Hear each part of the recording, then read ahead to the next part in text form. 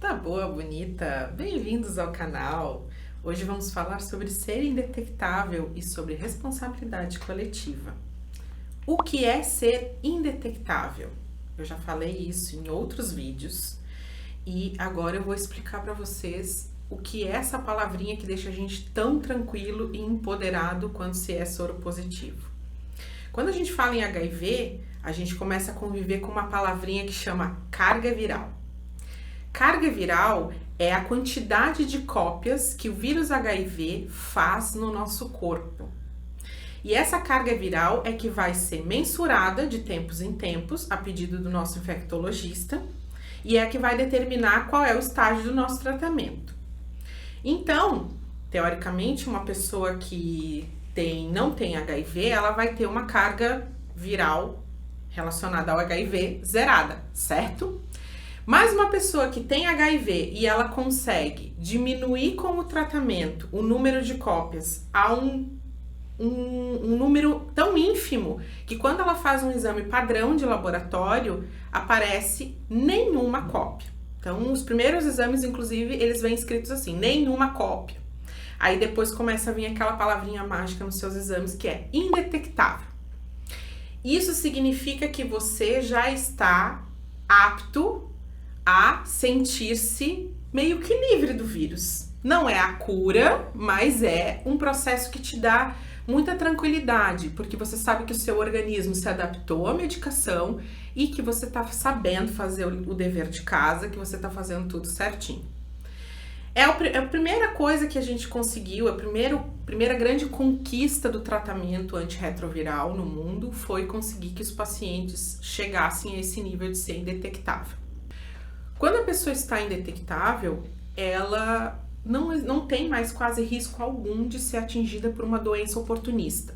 Lembra lá atrás, naquele primeiro vídeo, quando eu falei para vocês que o que mata, o que torna uma pessoa com AIDS é a doença oportunista, o que deixa ela vulnerável, inclusive, para a morte, ela ter essa carga viral muito elevada? Então, quando ela está indetectável, ela tem a mesma chance, a mesma vulnerabilidade de uma pessoa que não é portadora do HIV no caso de uma doença oportunista. Então, por exemplo, se eu pegar uma gripe hoje, eu vou ter o mesmo sistema de defesa que uma pessoa que não é portadora do HIV. Isso é ser indetectável. Outro aspecto que é muito importante, mas que a gente tem que falar com muita responsabilidade, com muita cautela, é que a pessoa que tem HIV indetectável, ela não transmite mais o vírus sexualmente. Então, mesmo hoje, se eu fizer sexo com alguém sem preservativo, eu não tenho mais carga suficiente, no meu líquido, que sai da mulher também sai um líquido, naquele líquido do gozo, ele não vai ter mais essa carga que vai ser capaz de contaminar alguém. Por que eu falo que a gente tem que falar com muita cautela sobre isso? Porque essa informação faz com que muitas pessoas abram mão de se preservar. Então aí, a partir disso, elas começam a ter relações com várias pessoas e abrem mão do preservativo. Mas isso, a gente já falou aqui várias vezes, que acaba sendo uma atitude muito negligente, porque afinal não existe só o HIV, Não existe só esse tipo de doença sexualmente transmissível. A gente tem outras doenças que estão aí para prejudicar a gente e que a gente precisa estar bem ligadinho e se prevenir.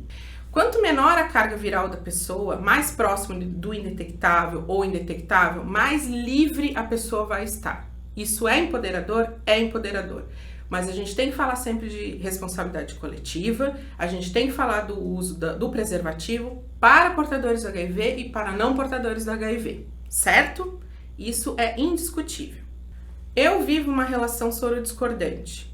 O que isso significa? Que eu sou portadora do HIV e o meu parceiro não é portador do HIV.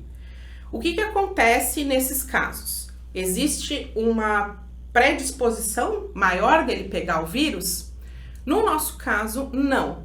Justamente porque eu sou indetectável. Então, ele sabe da minha condição sorológica, ele já me acompanhou no médico, ele sabe como que eu conduzo a minha vida, como eu conduzo o meu tratamento de saúde, ele sabe, inclusive, os horários que eu tomo remédio. Aí você pode pensar, nossa, mas eu não quero expor a minha vida dessa forma para a pessoa que se relaciona comigo. Então você precisa ter uma honestidade de relacionamento com essa pessoa e também uma honestidade em relação à prevenção, correto? Então, eu não tô falando que, apesar de tudo que aconteceu ou de tudo que acontece, a gente tem que abrir mão do preservativo. Eu tô falando de honestidade com a pessoa que convive com você. E isso é responsabilidade coletiva. Isso é uma responsabilidade que todo soro positivo tem que ter, mas é uma responsabilidade que as pessoas que não são soropositivas também precisam ter. Quem tem vida sexual ativa precisa ter consciência de que é responsável não só pela sua própria saúde, mas pela saúde das outras pessoas. Viver uma relação soro-discordante, ela às vezes causa uma tensão. No início, quando você vai contar para a pessoa, você fica com medo que a pessoa vá te rejeitar, que ela vá ficar com pavor, que ela vá achar que você foi desonesto, enfim.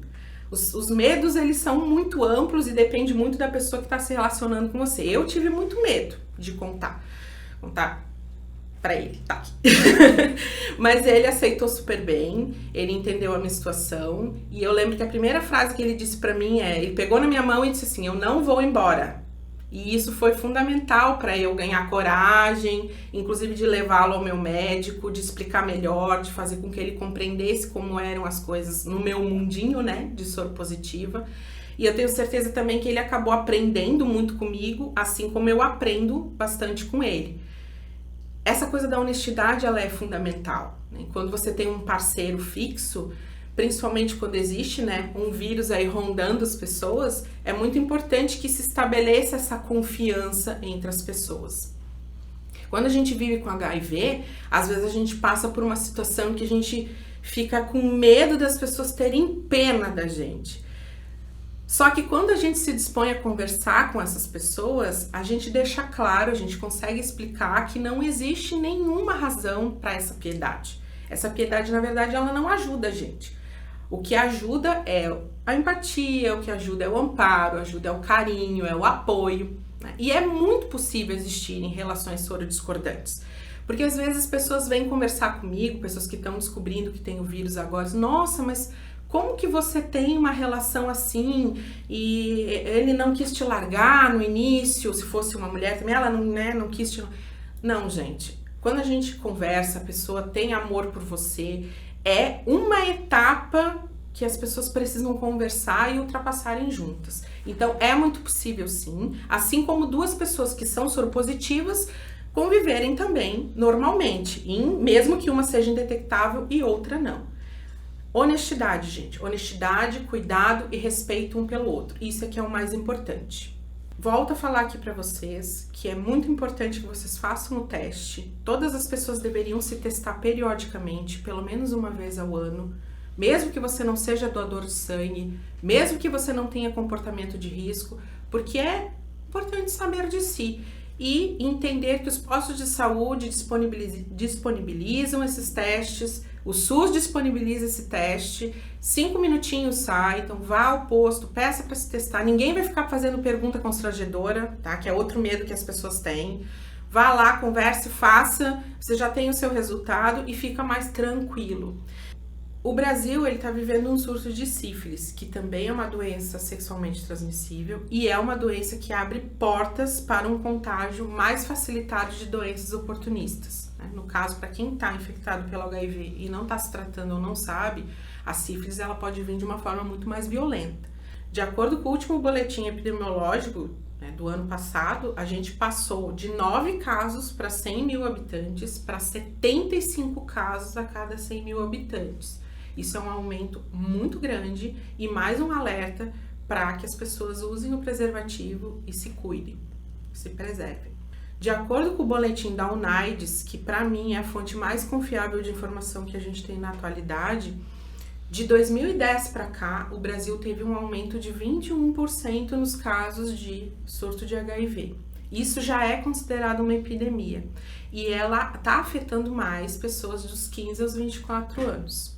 Vocês vão encontrar informações que é dos 14 aos 27, mas nesse último boletim saiu de 15 a 24. De qualquer forma, é uma faixa etária de pessoas muito jovens. E se está afetando essas pessoas, significa que o comportamento sexual dos nossos jovens está sendo mais negligente. Algumas pessoas atribuem esse comportamento a fácil acesso à medicação. O SUS está aí, ele dá a medicação, a gente se trata, a gente vive uma vida normal, mas eu posso garantir para vocês que ninguém vai querer viver tendo que tomar medicação para o resto da vida, né? Se puder optar por isso. Então, se cuidem, meninos e meninas, é muito importante.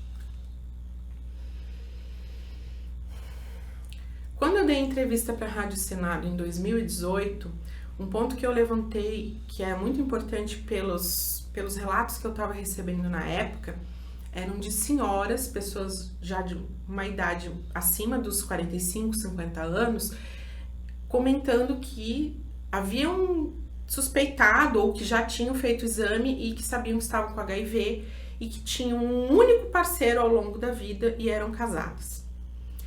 Na época, a Rádio Senado era coordenada por uma amiga minha, que inclusive, infelizmente, já faleceu, a Larissa Bortoni, e ela fez um trabalho muito bonito em todas as regiões do Brasil, e ela garimpou histórias muito, muito tristes de mulheres que eram casadas, muitas vezes com o único namorado que tiveram na vida e contraíram o HIV. Algumas relataram que, às vezes que tentaram pedir para o parceiro utilizar o preservativo, receberam ameaças físicas, ameaças de separação, entre outros tipos de violências simbólicas ou físicas. Então, esse número, de acordo também com mulheres com HIV, ele tem crescido muito, que são mulheres que são expostas aos relacionamentos únicos em suas vidas e longos, mas que os parceiros são desonestos com essas mulheres. Então, eles contraem o vírus, levam para dentro de casa e não se preocupam em preservar suas parceiras. Aí é importante que a gente sempre pense que por mais que a gente ame uma pessoa, a gente tem que amar mais a si mesmo. Eu sei que é difícil, eu sei que isso não é um clichê, eu sei que a gente não tem que romantizar sofrimento, mas eu também sei que quando a gente quer, a gente se cuida, a gente dá um jeito, né? Eu conheço mulheres mais velhas que bateram um pé e fizeram o parceiro usar o preservativo justamente porque elas não confiavam na postura sexual deles. Você quer conviver com alguém que você não confia na sua conduta sexual? É uma opção sua, mas você se cuide, então. Saiba que o cuidado com a sua própria saúde vai depender única e exclusivamente de você. Isso eu tô falando diretamente para as mulheres agora. Por fim, né? Você pode amar o seu parceiro ou parceira, mas você tem que sempre amar mais a você mesmo. E é isso. Beijos.